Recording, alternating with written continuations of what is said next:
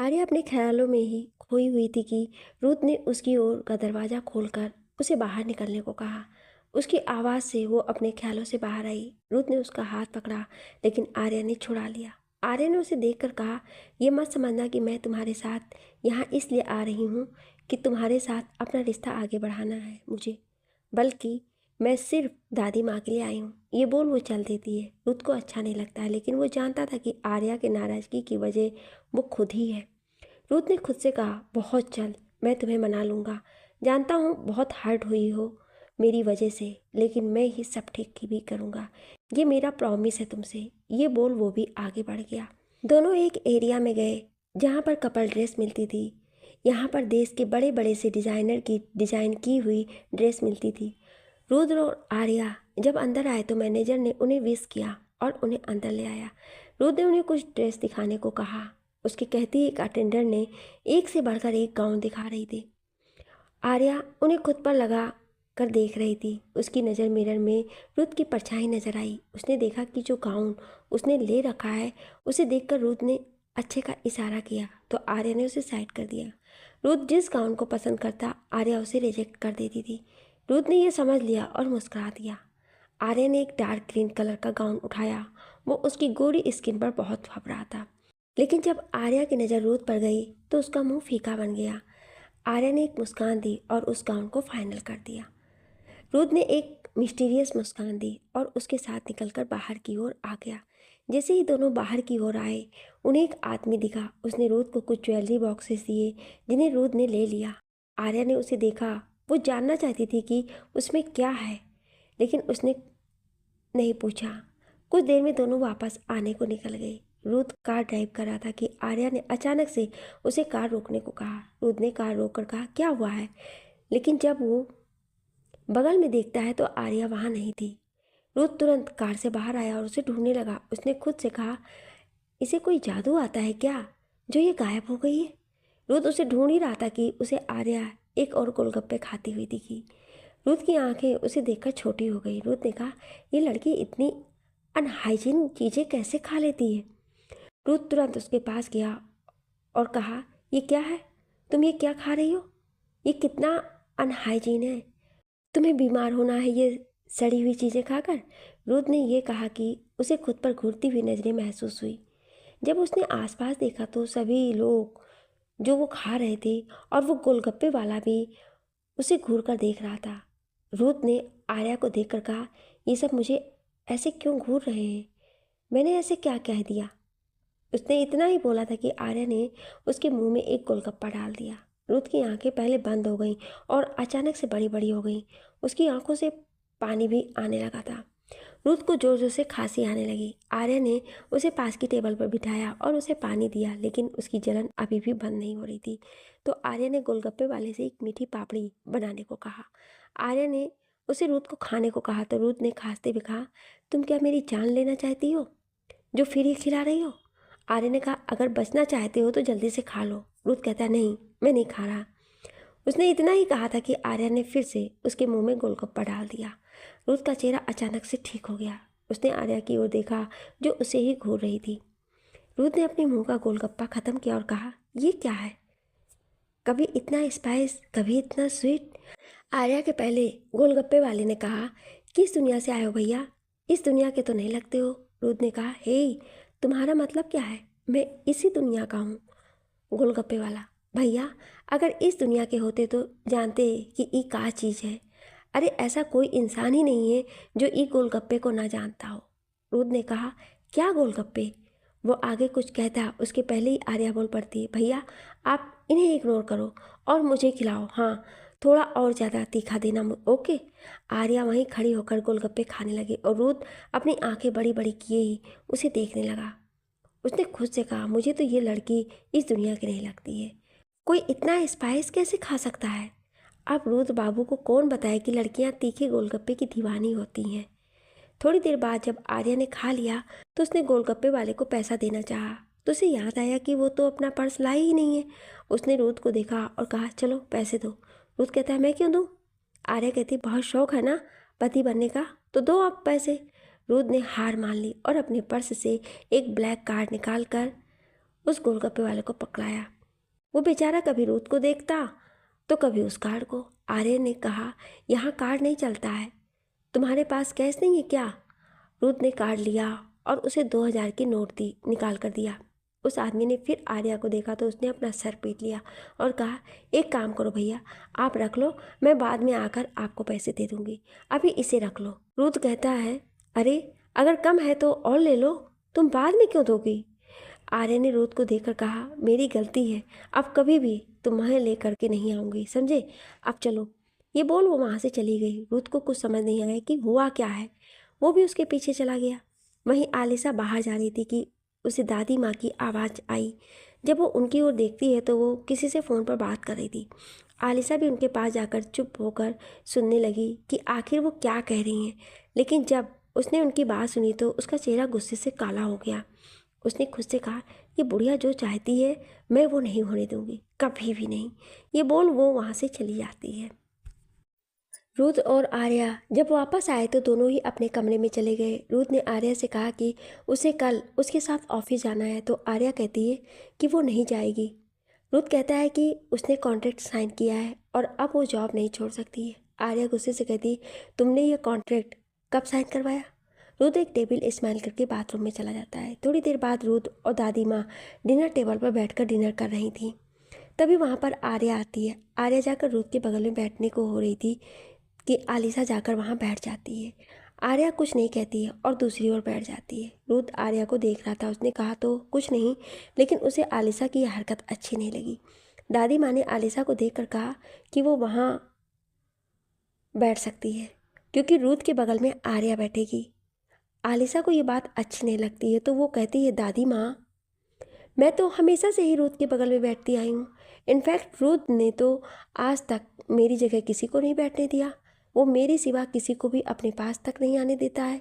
तो वो आगे कुछ नहीं कहती। तभी दादी माँ कहती हैं, अब तुम बच्ची नहीं हो, बड़ी हो गई हो, इतनी समझ होनी चाहिए कि रूथ के बगल में सिर्फ उसकी बीवी बैठ सकती है और कोई नहीं, समझी? आगे से ध्यान रखना। दादी माँ की बात सुनकर आलिसा की मुट्ठियाँ गुस्से से कस जाती हैं। वो खुद से कहती है कि बुढ़िया कुछ ज़्यादा ही इंटरफेयर करती है, इसे तो मैं। लेकिन तभी उसके कानों में एक आवाज़ आती है जो कि रूथ की थी। रूथ कहता है कि उसे कल ऑफिस जल्दी जाना है। आर्या दादी माँ से कहती है, दादी माँ, मुझे रिद्धि के पास जाना है, वो कुछ ज़रूरी चीज़ें लेनी है, मैं वहीं से ऑफिस चली जाऊँगी। फिर वो बिना किसी की ओर देखे चली जाती है। रूथ को आर्या का इस तरह इग्नोर करना अच्छा नहीं लगता है। वो भी उसके पीछे चला जाता है। आलिसा ये देख रही थी। उसने कहा, रूथ, तुम उसके साथ नहीं जा सकते हो, तुम सिर्फ मेरे हो और इसे तो मैं बिल्कुल भी नहीं छोड़ूंगी। ये बोल वो भी अपने कमरे में चली जाती है। वहीं रूम में आर्या बेड के बीचों बीच सोई हुई थी। रूथ ने उसे एक साइड होने को कहा तो आर्या ने उसे इशारे से सोफे की ओर दिखाया। रूथ ने देखा कि सोफे पर एक पिलो और ब्लैंकेट रखा है। रूथ ने कहा, मैं उस पर नहीं सोऊंगा, मेरे पास इतना बड़ा बेड है, मैं तो बेड पर ही सोऊंगा। आर्या बैठ गई। उसने कहा, मैं सोफे पर बिल्कुल भी नहीं सोऊंगी, समझे? रूथ ने कहा, मैंने कब कहा कि तुम सोफे पे सो जाओ? आर्या ने कहा, तुम बेड पर सोओगे तो मैं कहाँ सोऊं? रूथ ने कहा, अगर तुम थोड़ा सा साइड हो जाओ तो मैं भी बेड पर सो जाऊंगा। आर्य ने कहा, मैं तुम्हारे साथ बेड शेयर नहीं करूंगी, वैसे भी बस कुछ दिन की बात है, फिर मैं यहाँ से चली जाऊंगी, उसके बाद तुम अपने बेड पर आराम से सो जाना। रूथ ने अपनी आंखें छोटी छोटी करके कहा, क्या मतलब है तुम्हारा? तुम कहाँ जा रही हो? आर्य ने कहा, मैं यहाँ बस दादी माँ की बात पर कुछ दिन के लिए रुक गई हूँ और वैसे भी मेरी लॉयर से बात हो गई है, 2 दिन बाद वो नए पेपर्स रेडी कर देगा, फिर मैं यहाँ से चली जाऊँगी। वैसे भी मुझे तुम्हारे और उस आलिसा के बीच आने का शौक़ नहीं है, मैं चली जाऊँगी तो तुम दोनों आराम से रहना। रूथ ने उसे गुस्से से अपनी तरफ खींचा और कहा, ये क्या बकवास शुरू कर दी तुमने? मैं पहले ही कह चुका हूँ कि तुम मेरी बीवी हो और हमेशा रहोगी, मैं तुम्हें डिवोर्स नहीं दे रहा हूँ। आर्य ने कहा, लेकिन मैं देना चाहती हूँ, मुझे नहीं रहना तुम्हारे साथ।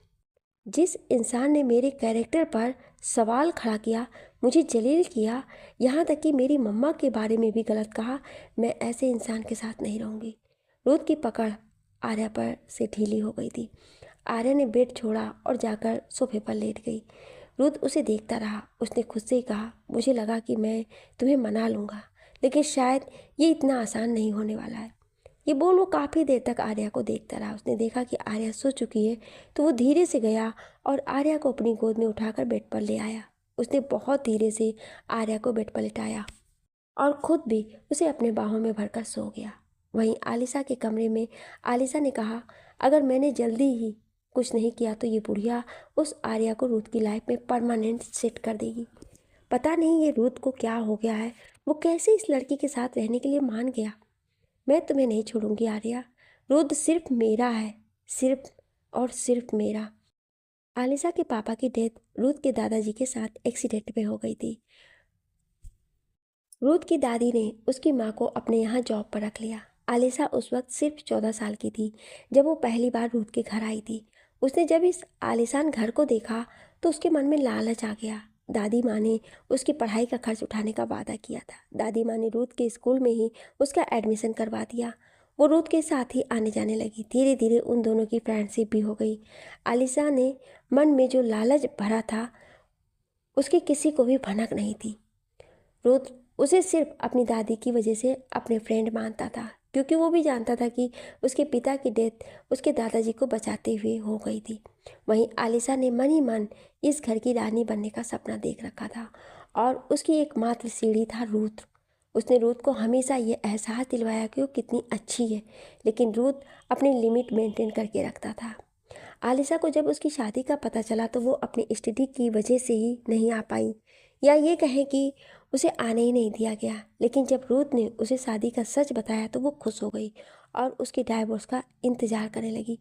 वो जब वापस आई तो पूरी प्लानिंग के साथ आई कि कैसे वो रुद्र से शादी करेगी। जब रुद्र ने आर्या की जगह गलती से उसे प्रपोज कर दिया तो उसकी खुशी की लिमिट ही नहीं रही। आलिशा ने खुद से कहा, तुम्हें अपना बनाने और यहाँ की रानी बनने का सपना मैंने बचपन से देखा है और इस सपने को मैं इस आर्या की वजह से ख़राब नहीं होने दूंगी।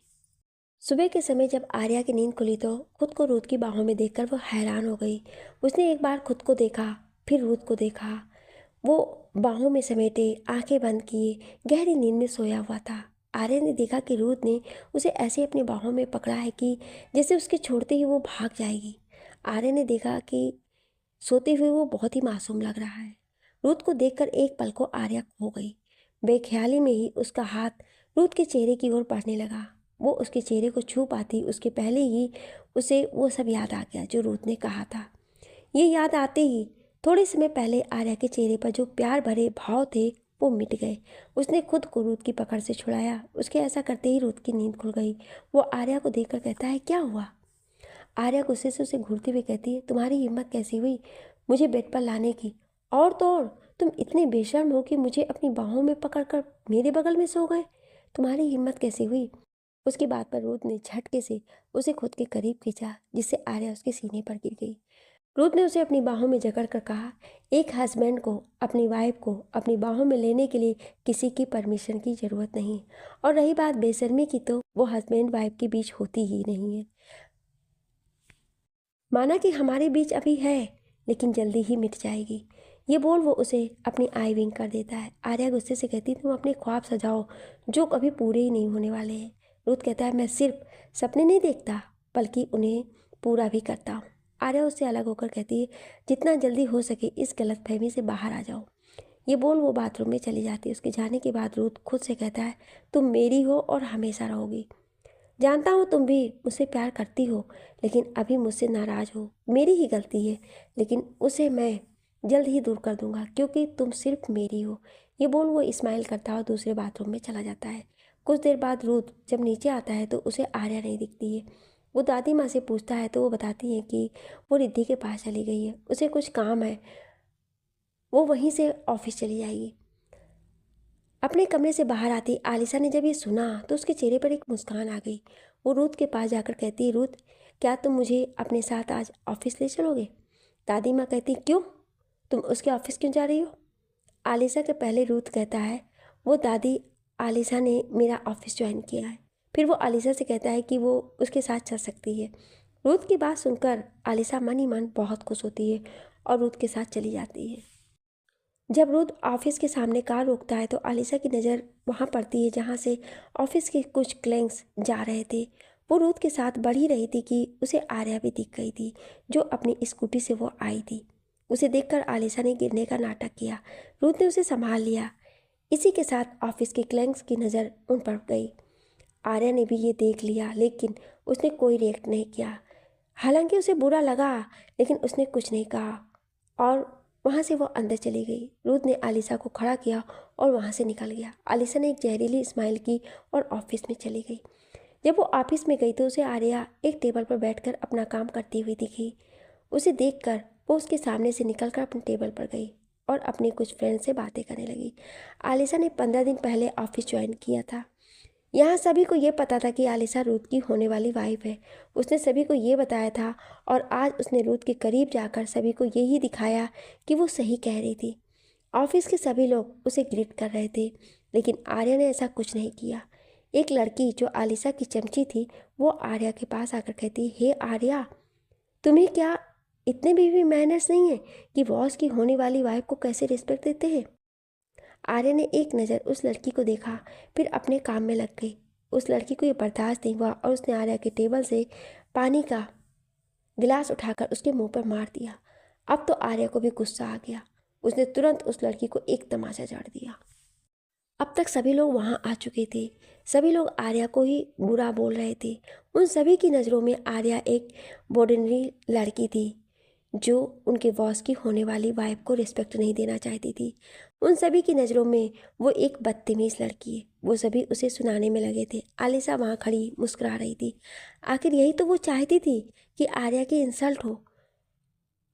उसे बहुत अच्छा लग रहा था। आर्या ने उन सभी को देखकर कहा, मैंने सिर्फ आलिशा को ग्रीट नहीं किया, इसके लिए आप सभी मेरे पीछे पड़ गए हैं। आप सब इतने श्योर कैसे हैं कि ये आलिशा बॉस की होने वाली वाइफ है? क्या बॉस ने कुछ ऐसा कहा है? आलिशा जो अब तक मुस्कुरा रही थी, उसकी मुस्कान फीकी पड़ गई। उसे लगा कहीं उसका सच ना बाहर आ जाए। तभी एक लड़की कहती, अरे इसे देखो, अब इसे प्रूफ चाहिए। अरे रुद्र सर ने खुद आलिशा को प्रपोज किया था। और तो और आज हम सभी ने उन दोनों को खुद साथ देखा है। दोनों कितने रोमांटिक लग रहे थे। आर्या कहती, क्या पता जो देखा हो वो धोखा भी हो सकता है। आर्या को इतनी बहस करता देख कर वो लड़की जिसको आर्या ने थप्पड़ मारा था, वो आर्या का हाथ पकड़कर कहती, तुम ऐसे नहीं मानोगी, तुम्हें मैं सबक सिखाती हूँ। ये बोलकर उसने आर्या को धक्का दे दिया, जिससे आर्या आलिशा की ओर गिरने लगी। लेकिन वो गिरते उसके पहले ही किसी ने उसे पकड़ लिया। आर्या ने देखा कि वो कौन है तो वो हैरान हो गई। उसी के साथ वहाँ खड़े सभी हैरान हो गए। सभी एम्प्लॉय वहाँ खड़े हैरानी से सामने देख रहे थे, जहाँ पर इस समय रूथ खड़ा था, जिनकी बाहों में आर्या थी। आर्या ने जब अपनी आंखें खोली तो सामने रूथ को देखा, लेकिन आज रूथ की आंखों में उसे एक अलग ही आज दिखाई दे रहा था। उसका पूरा चेहरा गुस्से से काला हो गया था। रूथ ने आर्या को सीधे खड़ा किया और घूर कर सभी को एक नज़र देखकर कहा, ये क्या हो रहा है यहाँ मेरे ऑफिस में?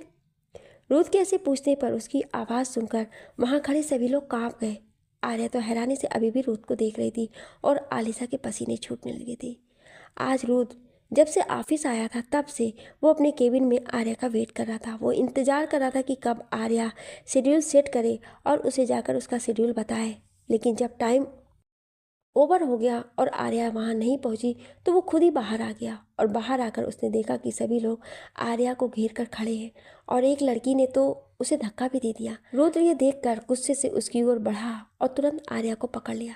रुद्र ने आर्या को देखकर कहा, तुम ठीक तो हो ना? तुम्हें चोट तो नहीं आई ना? आर्या ने बस अपना सिर हिलाकर उसे बता दिया कि वो ठीक है। उसके बाद रुद्र ने उस लड़की की ओर देखकर कहा, ये मेरा ऑफिस है, तुम्हारा कोई पर्सनल स्पेस नहीं जहाँ तुम अपनी मर्जी चलाओ।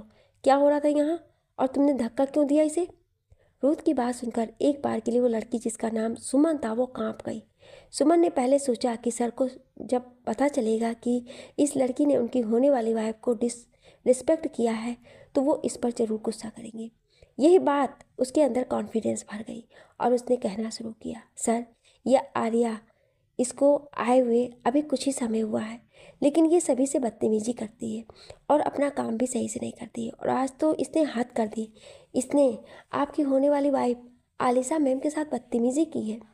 जहाँ सभी उन्हें रिस्पेक्ट दे रहे थे वहीं ये उन्हें इग्नोर कर रही थी। और यही नहीं, इसने तो उनके ऊपर सवाल भी उठाए।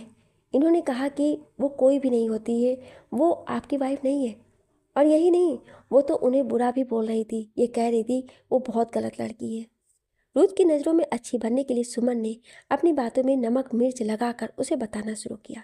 रूथ ने सबकी ओर देखा और कहा, क्या ये लड़की सच कह रही है? ऑफिस में वो एम्प्लॉयज जो आलिशा की नज़रों में अच्छा बनना चाहती थी, उन सभी ने रूथ के सामने कहा, यस सर, इन्होंने सही कहा। ये लड़की बिल्कुल अच्छी नहीं है। ये लड़की हमेशा सबके साथ बदतमीजी करती है। सबकी बात सुनकर रूथ ने आर्या की ओर देखा और कहा, क्या ये सब सच है? आर्या ने रूथ की आंखों में देखा और कहा, मुझे कुछ भी प्रूफ नहीं करना है कि क्या सच है क्या नहीं। मैं नहीं जानती कि ये लोग जो कर रहे हैं क्यों कर रहे हैं, किस लिए कर रहे हैं। मैं सिर्फ इतना जानती हूँ कि मैं यहाँ चुपचाप अपना काम कर रही थी और इन लोगों ने मेरे से बदतमीजी शुरू की है। आपको मानना है तो मानिए, नहीं मानना है तो मत मानिए, मुझे फ़र्क नहीं पड़ता है। ये बोलकर आर्या वहाँ से जाने लगती है, लेकिन रुद्र तुरंत उसका हाथ पकड़कर कहता है, जब तक मैं नहीं कहता तुम यहाँ से कहीं नहीं जा सकती हो। आर्या भी तुरंत अपना हाथ झटक देती है और कहती है, मुझे यहाँ नहीं रुकना है और मैं आपकी कोई भी बात नहीं मानने वाली। ये कहकर वो जाने लगती है, लेकिन रुद्र तुरंत फिर से उसका हाथ पकड़ लेता है। वहीं सुमन जब ये देखती है तो कहती है, देखिए सर, यह आपसे भी बदतमीजी कर रही है, तो सोचिए यह आपके पीठ पीछे आपकी होने वाली वाइफ आलिशा मैम से कितनी बदतमीजी करती होंगी। इस बार रुद्र ने घूर कर सुमन को देखा और कहा, तुमसे ये सब किसने कह दिया कि आलिशा मेरी होने वाली वाइफ है? रुद्र की बात सुनकर सभी को जैसे सांप सूंघ गया। रुद्र ने फिर एक बार अपनी आवाज़ में रोष भरते हुए कहा, मैंने कुछ पूछा तुम लोगों से? किसने कहा कि आलिशा मेरी वाइफ बनने वाली है? सुमन, जिसकी डर से हालत ख़राब हो रही थी, उसने खुद को काबू किया और रुद्र से कहा, सर, हम सभी जानते हैं कि आलिशा मैम से आपकी शादी होने वाली है। आपने कुछ टाइम पहले ही उन्हें प्रपोज किया था, जिसका प्रूफ उनकी रिंग है जो आपने खुद उन्हें पहनाई थी। और आज हम सभी ने आपको उनके साथ ही आते हुए देखा था और आप दोनों कितने लवी डवी थे ये भी हम सब ने देखा। तो कैसे यकीन नहीं करते कि वो आपकी होने वाली वाइफ है? और उन्होंने तो खुद हमें ये बताया था। रूथ की घूरती हुई नज़र अब आलिशा पर पड़ी। आलिशा ने रूथ को जब अपनी ओर देखते हुए पाया तो वो कहने लगी, रूथ मेरी बात सुनो, इन सबको ज़रूर कोई गलतफहमी हुई है। मैंने ये सब शट अप। रूथ ने चिल्लाते हुए आलिशा को चुप करा दिया और उसकी तरफ बढ़कर कहा, तुमसे मैंने पहले ही क्लियर कर दिया था कि उस दिन जो कुछ भी हुआ था वो सिर्फ एक गलतफहमी ही थी। उसके बाद भी तुमने ये सब बातें यहाँ पर फैलाई।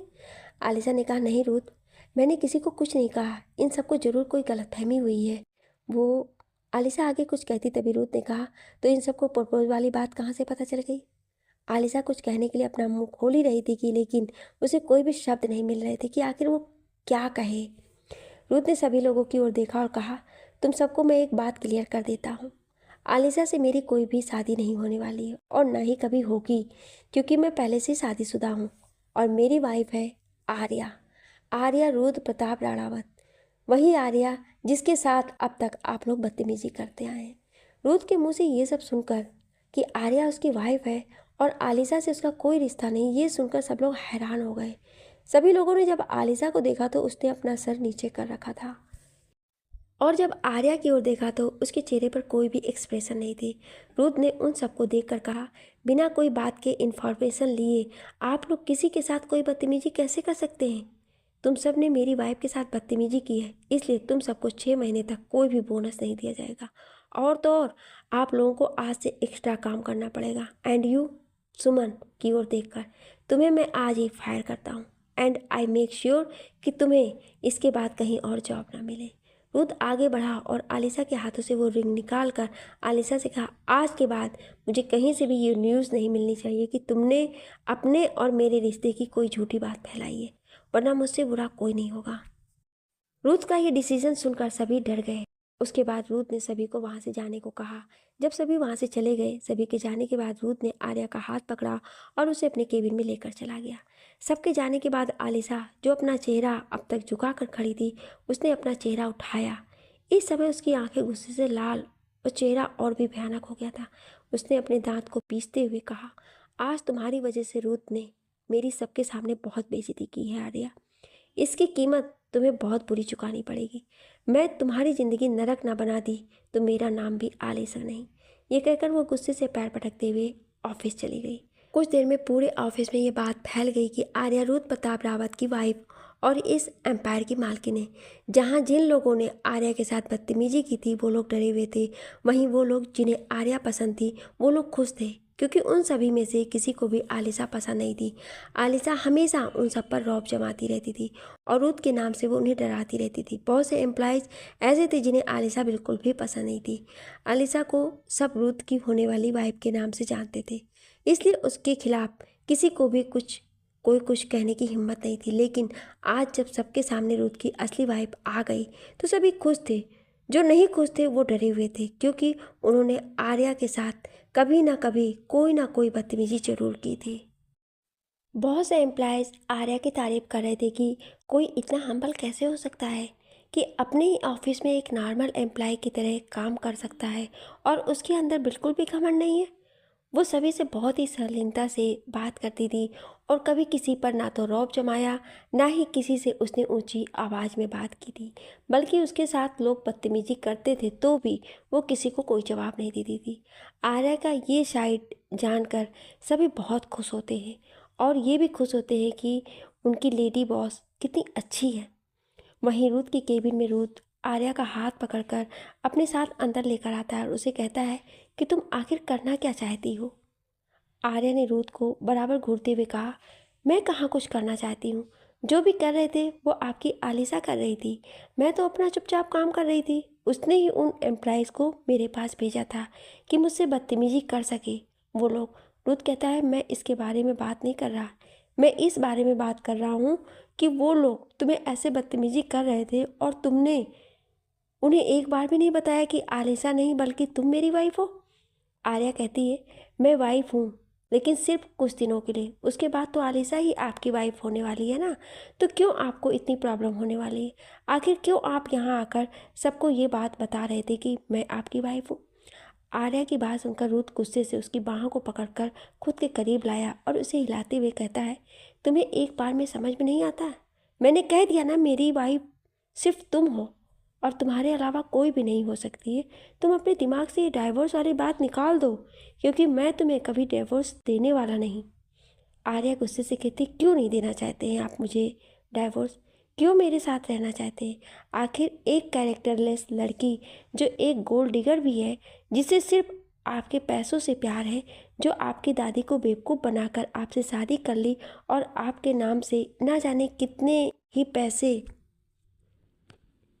खर्च करें, वैसी लड़की के साथ आप क्यों रहना चाहते हैं? आपने तो ये शादी बहुत पहले ही तोड़ने का सोच रखा था ना, तो क्यों अब तोड़ने से आपको प्रॉब्लम हो रही है? आपकी नज़रों में मैं एक गिरी हुई लड़की हूँ, जिसने अपनी चाल चल करके पहले आपसे शादी की और जब डिवोर्स की बारी आ गई तो आपकी ज़िंदगी में एक नई चाल लेकर आई और आपके करीब आने की कोशिश की। तो क्यों आप मेरे साथ ऐसा करना चाहते हैं? क्यों नहीं छोड़ देते मुझे? आर्या की बात सुनकर रुत एक पल के लिए शांत हो गया। फिर उसने एक गहरी सांस ली और आर्या को देखकर कहा, देखो आर्या, मैं जानता हूँ मैं अपनी गलतफहमी में तुम्हें बहुत ज़्यादा हर्ट किया, बहुत परेशान किया है, बहुत कुछ बुरा भला कहा है, लेकिन मेरा विश्वास करो वो सब सिर्फ एक गलतफहमी थी। आर्या गुस्से से कहती, गलतफहमी थी तो गलतफहमी दूर करने की कोशिश किया आपने? नहीं, जो सुना जो देखा उसी पर यकीन कर लिया। मैंने आपसे कितनी बार बताने की कोशिश की, लेकिन आपने कभी मेरी बात नहीं सुनी। उस दिन भी जब आपके सामने सच्चाई आई तो मैंने आपको बताने की कोशिश की, लेकिन आपने सुना नहीं सुना, तो मैं क्यों सुनूं आपकी बात? रुत आर्या को देखता ही रहता है। उसको समझ में नहीं आ रहा था कि वो क्या कहे। आर्या उसे धक्का देती है और तुरंत ऑफिस से चली जाती है।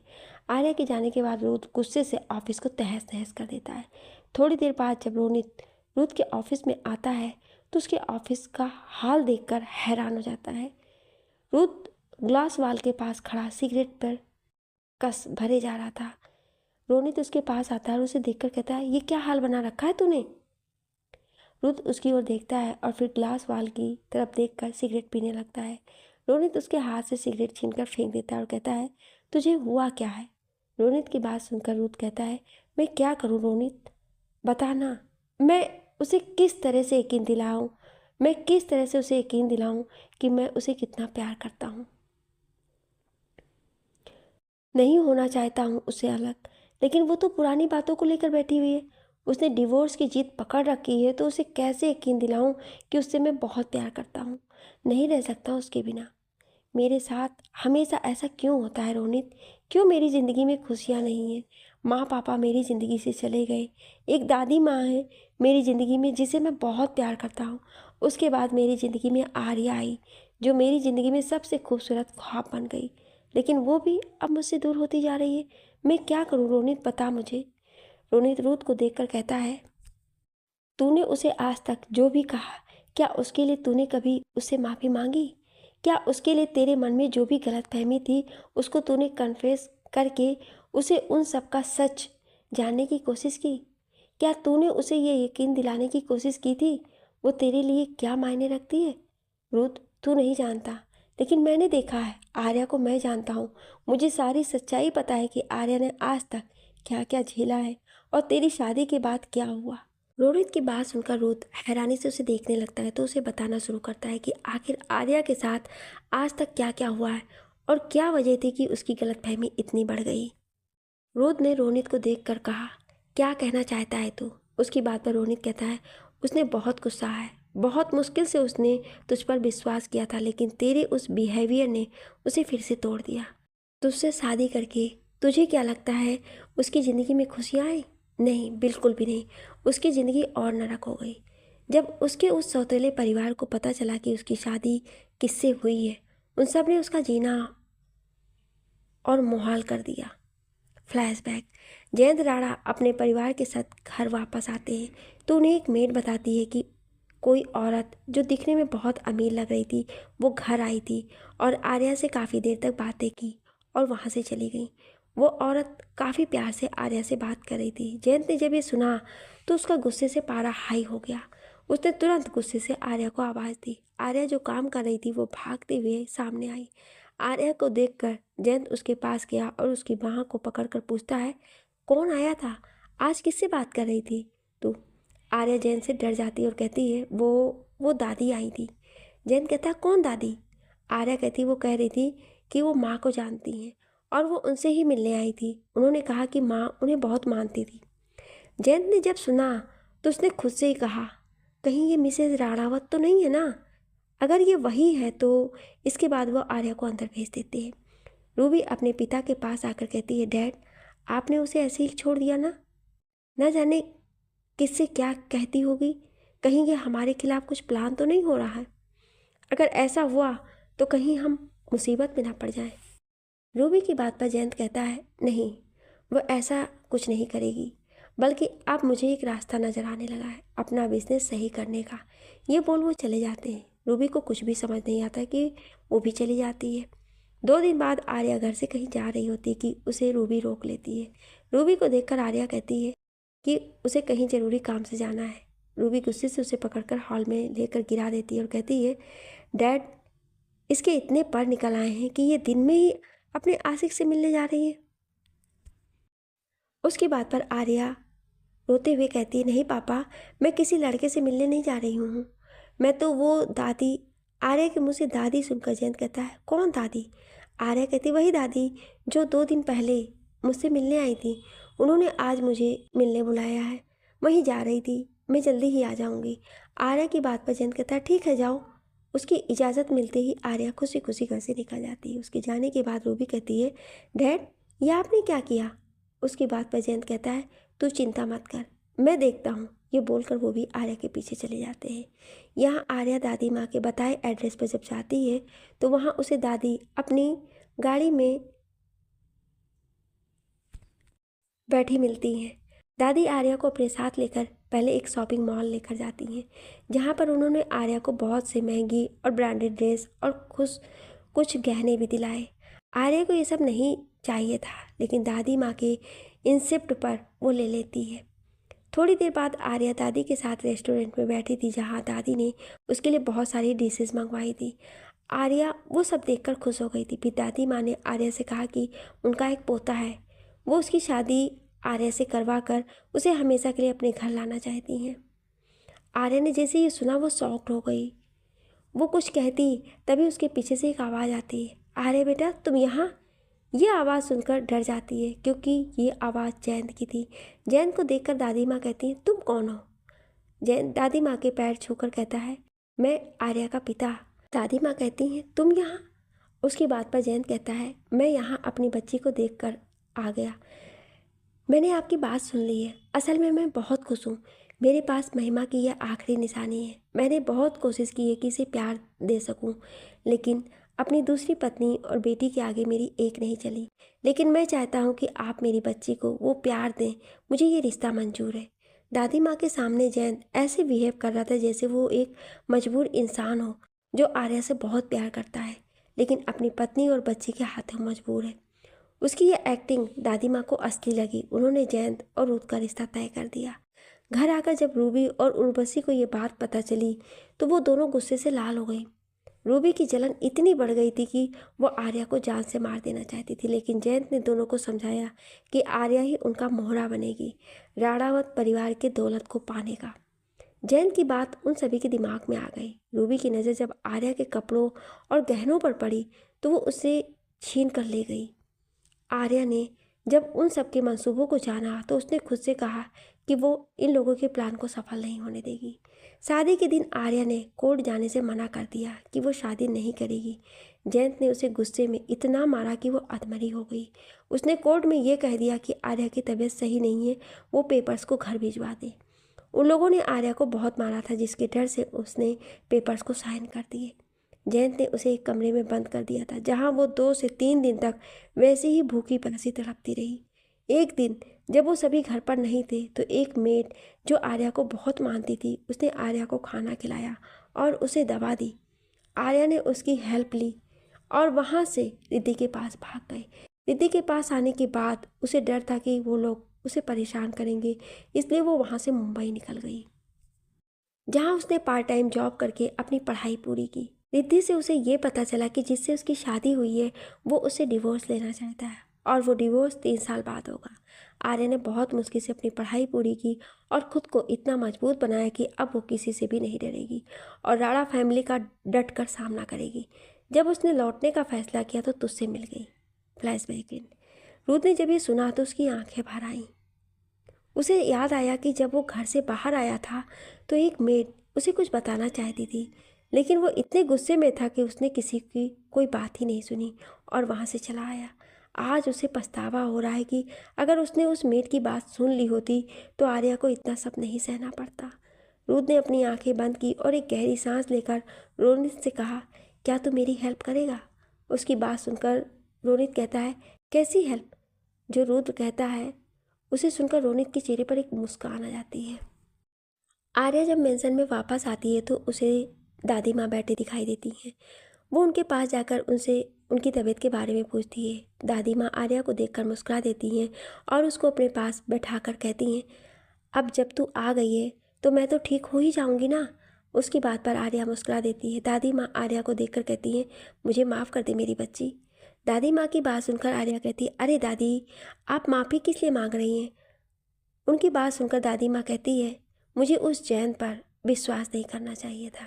अगर मैंने उसकी बात नहीं मानी होती तो तुझे इन 3 सालों में इतना सब ना सहना पड़ता।